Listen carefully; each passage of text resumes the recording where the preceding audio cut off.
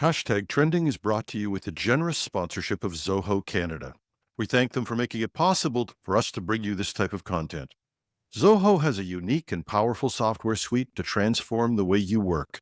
It's designed for businesses of all sizes and built by a company that values your privacy. Visit them at zoho.com. Is it worth it to pay for ChatGPT? The U.S. Surgeon General wants warnings about the health issues of social media. The U.S. Department of Justice is taking Adobe to court, alleging that they have been deceiving consumers about subscription practices, and a question that's been bugging me and has some big implications. All this and more on the Uncomfortable Questions edition of Hashtag Trending. I'm your host, Jim Love. Let's get into it. We did a story yesterday about how ChatGPT's revenues have more than doubled. Presumably, part of that comes from people like yours truly who pay about $20 US a month for the service. And that made sense initially. But on the launch of GPT-4o, Sam Altman surprised a lot of people by what he made available to the free users. A lot of what you used to pay for is now available for free. You have access to GPT-4o, and even access to the GPTs, the custom versions of ChatGPT that have been developed. Why? My guess is that while they're still in growth mode and not having to declare a profit or report to Wall Street, OpenAI wants to get the biggest footprint and the most number of users they can. Later, they can deal with the issue of getting them to pay, which might make a window of opportunity for the casual user.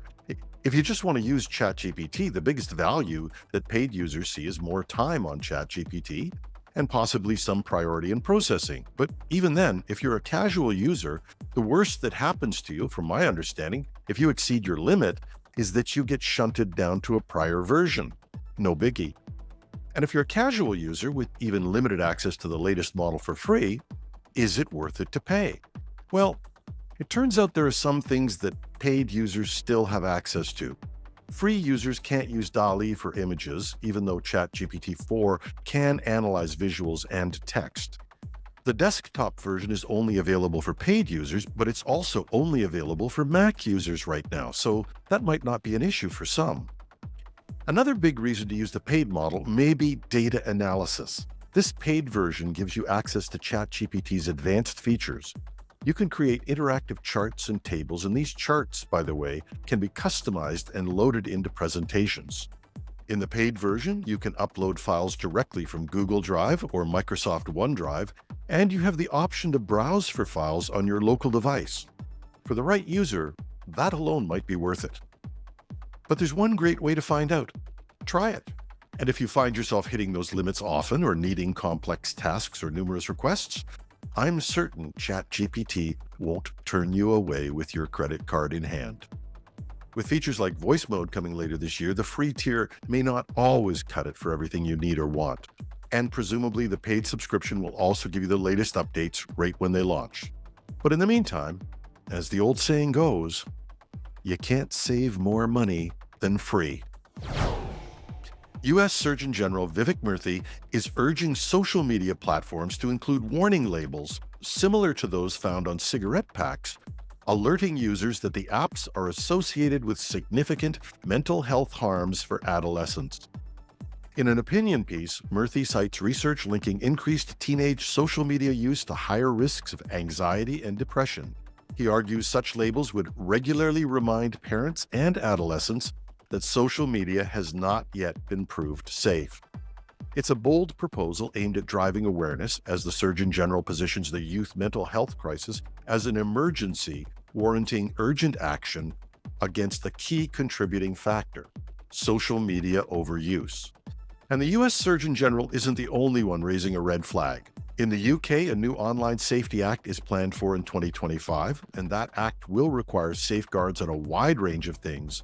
But when kids die, it will also give bereaved parents the right to information about their child's social media usage. Murthy clearly anticipates pushback, writing, "In an emergency, you don't wait for perfect information before acting." But do we really have to wait for more information?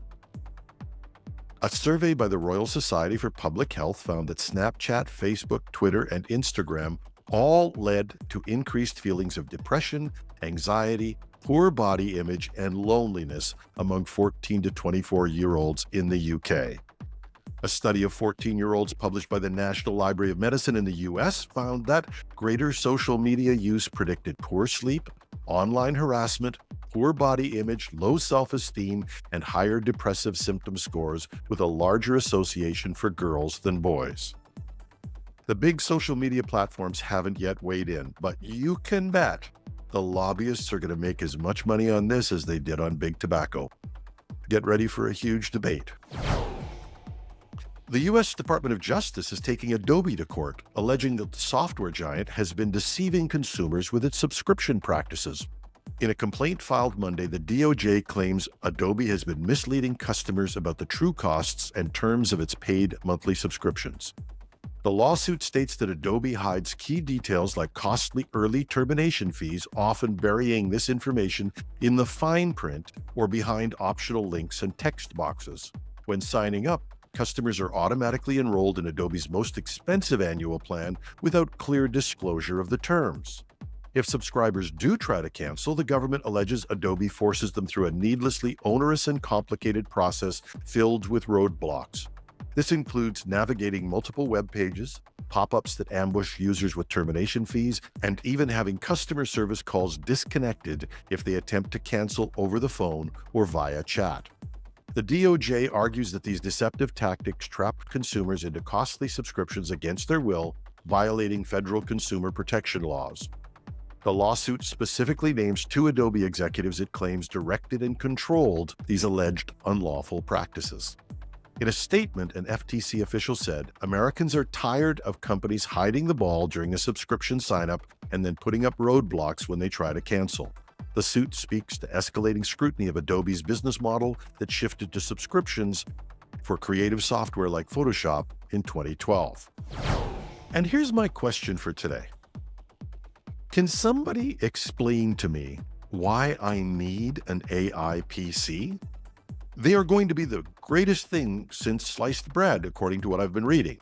To really harness the full potential of AI, I need a new class of computer, an AI PC. AI PCs have specialized chips designed just for running AI workloads efficiently. And companies like AMD and others have added dedicated AI accelerators called neural processing units, or NPUs, into their latest processors. And soon, everyone will be offering these. The case for upgrading seems to be that just like video editing or gaming benefits from a powerful GPU, AI tasks like language processing or computer vision really take off with an NPU under the hood. Or maybe I need an AI assistant that can understand plain language requests, create graphics, edit videos, or even write code.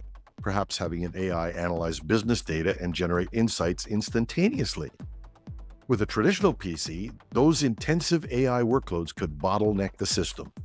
But an AI PC with an NPU can handle it all with optimized performance.